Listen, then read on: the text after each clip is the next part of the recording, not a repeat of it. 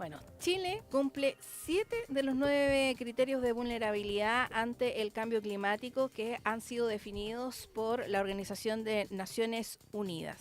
¿Estamos realmente preparados? ¿Están preparadas nuestras ciudades para enfrentar estos fenómenos naturales? Tema que conversamos con Martín Andrade, director ejecutivo de la Corporación Ciudades. ¿Cómo estás, Martín? ¿Qué tal, Andrea? Muy bien, pues bueno, mira, yo creo que la respuesta es al menos casi el 50% de los municipios, al menos desde el punto de vista formal, no está preparado. Tal como decía Javier, esto se desprende, ¿no es cierto?, de la ley 21.364 que crea, ¿no es cierto?, Senapred, ex ONEMI, ¿no es cierto?, que define una serie de obligaciones. Primero que todas las regiones debiesen tener planes regionales para reducción de riesgos y desastres, y junto con ello todas las comunas del país, más son 345 comunas del país, debe tener cada una su plan. Claro. Ahora bien, y es parte de lo que se comentaba, lamentablemente hay un 47% que no lo tiene validado por decreto alcaldicio. Hay varias, que 127, que uno puede comprender que tienen distintos niveles de avance, pero lo que encuentro que es más delicado es que hay 76 municipios que simplemente no lo han No lo presentado. El ¿Y año quién vela porque 2024... esos planes se lleven a cabo? O sea, primero se planifiquen Sí. y luego se presenten, ¿no es cierto? Y se concreten. Claro, aquí los pasos son los siguientes. Primero, en cada municipio hay una unidad que aborda el tema de los riesgos. Esa unidad debe presentarlo a Senapred y por lo tanto ella la obligación de Senapred es acompañarlo. Luego de eso aparece el comité que se llama el COGRIT, que también tiene que ver con la gestión de riesgos, ¿no es cierto? Y luego de eso, cuando es aprobado, pasa finalmente a este decreto, ¿no es cierto?, alcaldicio que lo valida formalmente. Ahora bien, Senapred, y eso es información interesante, el año 2024 levantó un fondo de más de 3.000 millones de pesos que tenía como propósito justamente apoyar a municipios en estas tareas para que puedan licitar, puedan reforzar sus equipos técnicamente, y gracias a eso muchos de estos planes que vemos hoy, de este otro casi, ¿no es cierto?, 60%, es que pudieron desarrollarse. Es interesante que nos están escuchando porque este nombre que es larguísimo, ¿no es cierto? Planes comunales para reducción de riesgo y desastres son fundamentales. O sea, ¿qué tienen? Diagnóstico y características de la comuna, análisis de vulnerabilidades y capacidades, medidas de mitigación, preparación institucional. Tienen también todo el trabajo participativo, cómo se hace, las vinculaciones, digamos, con los distintos actores. Tienen también el detalle de las inversiones que se están planificando. Y una cosa que quizás tan importante como el resto, el seguimiento y evaluación. Hay que entender esto, que no son documentos como que quedan ahí escritos en piedra, sino que uno puede hacer seguimiento del avance. Entonces, si lo llevamos esto, como esto que fuera una casa, uno podría decir, mira, es como si una casa nunca se hubiese revisado. O sea, en el fondo hoy día Senapred en estos municipios, si fuese una casa, no sabe bien de qué materialidad está hecha la casa, Claro. no sabe dónde están los interruptores, no sabe dónde están los extinguidores, no sabe si eventualmente dónde puede haber una llave de repuesto, no sabe tampoco si eventualmente en esta casa hay niños, adultos mayores, si hay lugares que son más seguros o no. O sea, lamentablemente, llevándolo esto a la imagen de una casa, finalmente, claro, si ocurre una emergencia dentro de una casa, como serían de estos municipios que no tienen estos planes, Senapred, todos los equipos de emergencia van a hacer su mejor labor, pero obviamente Claro. no van a tener la misma capacidad de respuesta. Entonces, tal como tú decías, Andrea, Chile es uno de los países más vulnerables frente al cambio climático. De hecho, esto que hay 7 de los 9 criterios que Chile justamente, digamos, como por decirlo, clasifica. Hay solo 2 que no cumple. Uno es que, claro, Chile no es un país insular, pero tiene mucho territorio que es insular. Sí. Entonces, claro, no cumple el 100%, pero parte importante del territorio sí lo es. Y por otro lado, claro, Chile es un país que no depende, la agricultura no es la base de la economía, pero si bien no es la base, es probablemente la fuente de mayor empleo del país. Entonces, casi que Chile, en el fondo, clasifica, ¿no es cierto?, dentro de estos 9 principios de vulnerabilidad. Y por lo tanto, no es razonable pensar que los municipios no tienen estos planes justamente de reducción de riesgo de desastre. Es fundamental. Estos planes es muy importante. Deben ser revisados cada 2 años y deben ser actualizados completamente cada 4 años. O sea, lo que se busca es que puedan acompañar en los procesos, ¿no es cierto?, de los alcaldes. Martín, pero ahí, por ejemplo, me surge una duda, porque, claro, un municipio puede haber elaborado un plan, ¿no es cierto?, contra desastres y riesgos, conocer muy bien su territorio, saber cuáles son las vulnerabilidades, cuáles son los mayores riesgos, etcétera. Pero ese plan muchas veces puede quedar guardado en un cajón, porque no están los recursos quizás para poder hacer frente o planificar de manera preventiva lo que puede pasar. No toda catástrofe natural va a terminar en un desastre, ¿no?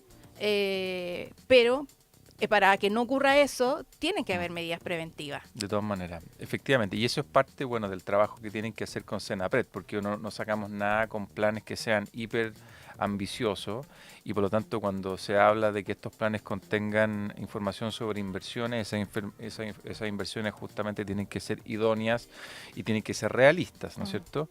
Frente a este tema también, Andrea, interesante, con esta vulnerabilidad han surgido un montón de iniciativas, aparte de estos que son como de alguna forma instrumentos obligatorios de planificación territorial. Hay iniciativas súper interesantes que están trabajando, por ejemplo, el Instituto de la Resiliencia, que se llama iTrend, que es bien interesante y que ha estado trabajando durante muchos años justamente con Senapred, sobre todo en el desarrollo de tecnologías, de estudios, el desarrollo también de herramientas, digamos, de seguimiento durante la emergencia. Por otro lado también Sigiden, que no mucha gente lo conoce, pero es una iniciativa que reúne a 6 universidades y son donde se hacen trabajos de investigación, es un centro de investigación interdisciplinaria. Y por otro lado, la sigla CR2, que es el Centro de Ciencia y Clima y Resiliencia también, que reúne a distintas universidades, distintos profesionales en torno a este tema. Y tal como tú planteas también, Andrea, es importante entender que, bueno, de estos municipios que hoy día no cuentan con estos planes validados, hay en distintas instancias. Hay algunos que se ve que están no fueron recomendados técnicamente, o sea, luego de un proceso tienen falencia. Son 30 de ellos, no es menor. 14 tienen planes nuevos que están en revisión, o sea, habían algunos que, si bien los tenían, necesitaban actualizarlo y lo están revisando. Y en algunos, pero como te decía, lo más preocupante son estos que de frentón no lo han presentado. Y si podemos ver eso, o sea, ¿quiénes no han presentado esto? Y tal como comentamos, muchos de ellos mayoritariamente hacia el norte. Muchos de ellos justamente están en las comunas del norte, que presentan las mayores brechas. Por ejemplo, en las regiones del norte, 34 de 44 comunas no cuentan con estos planes. Si vemos eso, Arica no cuenta, Iquique no cuenta, Antofagasta no cuenta, Quinteros no cuenta, Illapel.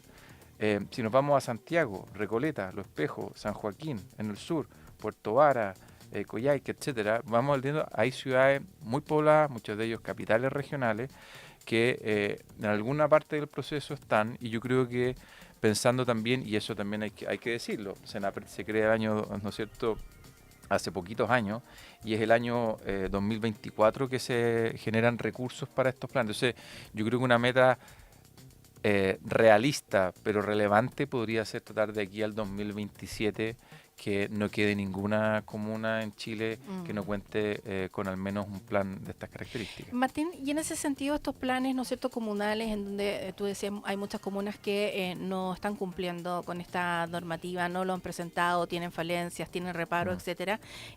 También, ¿cómo se va a dar en un contexto? Porque aquí también partimos de un plan nacional, ¿no es cierto?, que se baja luego a un plan regional y luego a un plan comunal.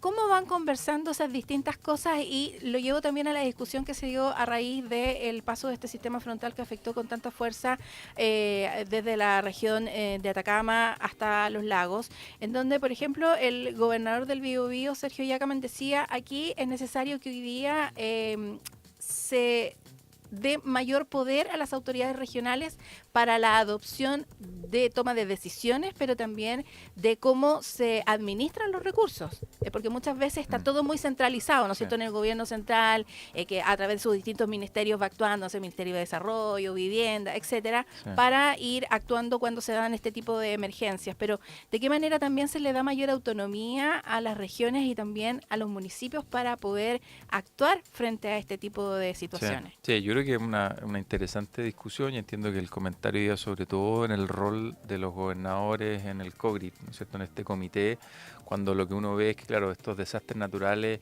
ya estamos hablando de una característica intercomunal y en algunos casos que afecta parte importante de una región completa y por lo tanto ahí, claro, vale la pena preguntarse si las entidades o que presiden o de enlace o justamente el tema de los recursos es más bien algo que se ve a nivel regional Lo o vimos, no. por ejemplo, en el gobierno anterior donde habían ministros de enlace o Sí, encargados de... sí. Yo también me pregunto en ese sentido, a propósito de lo que tú decías, quién es es el responsable de que esto suceda. Hay varios gobiernos regionales que han impulsado, por ejemplo, los planes de cambio climático y han generado financiamiento especial. Yo creo que también, si es que los gobernadores quieren tomar más protagonismo, creo que también veo aquí una oportunidad justamente para que en estas regiones que faltan comunas, que no tienen estos planes, ellos puedan trabajar con esos municipios y ser ellos los expertos. Porque si es que no se involucran en torno al tema del riesgo, teniendo las atribuciones para poder hacerlo, si perfectamente podrían apoyar y reforzar este trabajo, así como los planes de cambio climático. Hay gobernadores que han apostado a decir, no, o sea, no podemos tener ninguna comuna.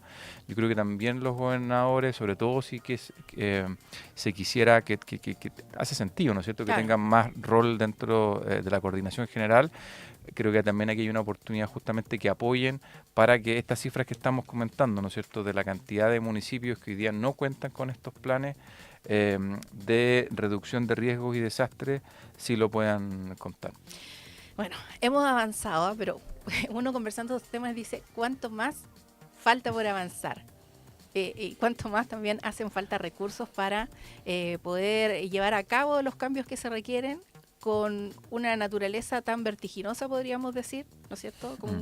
Con eventos meteorológicos a los cuales no estábamos acostumbrados y que tenemos que empezar desde tomar medidas preventivas, reactivas, pero también un cambio en la percepción de la ciudadanía, cómo enfrentamos también estos fenómenos. Tal cual. Oye, y esto hay que pensarlo también, Andrea, no solo como un tema de que se coordine el Estado. Aquí la cantidad de organizaciones civiles, ya nombraba algunos institutos, pero de aportes privados que se hacen, cuando un plan de reducción de riesgo de desastres no está bien actualizado, no sabemos bien los contactos, muchos casos, si uno los revisa, no quiero aquí apuntar con el dedo a nadie, pero en muchos casos no salen los nombres bien de los albergues, los teléfonos de contacto, no saben en muchos casos las capacidades de los albergues. Y por tanto ahí hay un tema. Nosotros, de hecho, en el laboratorio CityLab BioBio desarrollamos una herramienta que es un visor de incendios, por ejemplo, que justamente busca cruzar miles de fuentes de información, porque eso también es lo que pasa. Están estos planes, están los planos regionales, entonces la pregunta es, bueno, ¿cómo hacemos que todos estos documentos y todas estas cosas sirvan en el momento adecuado?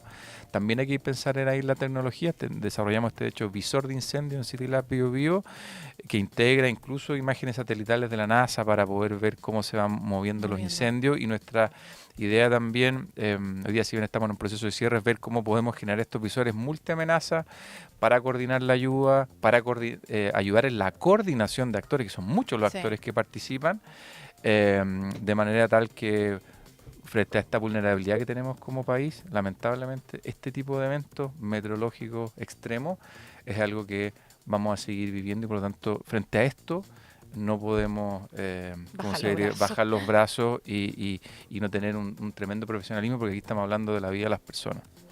Martín Andrade, director ejecutivo de la Corporación Ciudades, muchas gracias por acompañarnos y hacer este doble clic. Siempre un gusto.